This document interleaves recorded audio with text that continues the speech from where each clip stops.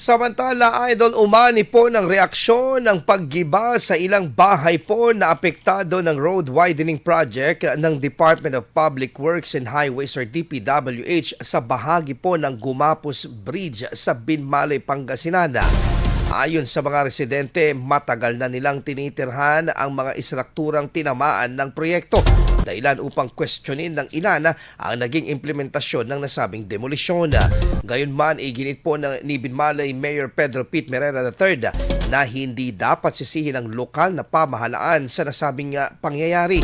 Paliwanag ng alkalde, ang road widening ay isang pambansang proyekto na ipinatutupad ng DPWH at may malinaw na basihan na umiiral sa mga batas ng pamahalaan.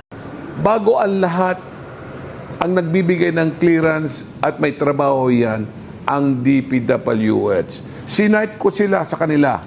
Mayroon tayong department orders na number 73, series of 2014, ang dating secretary that time, na inobliga lahat ng regional and district engineering na dapat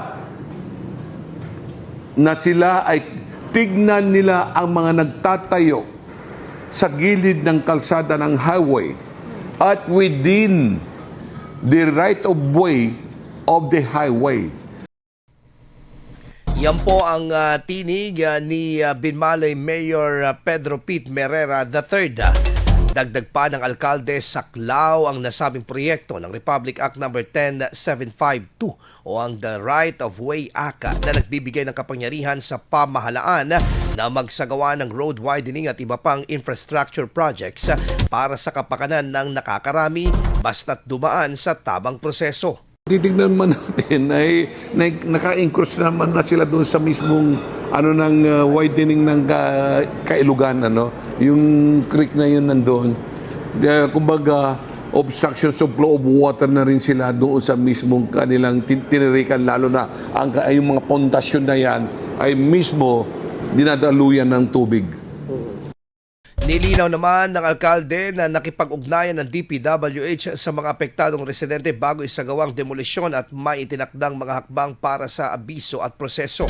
Samantala, patuloy namang nananawagan ng ilang residente ng mas maayos na koordinasyon at tulong mula sa mga kinaukulang ahensya.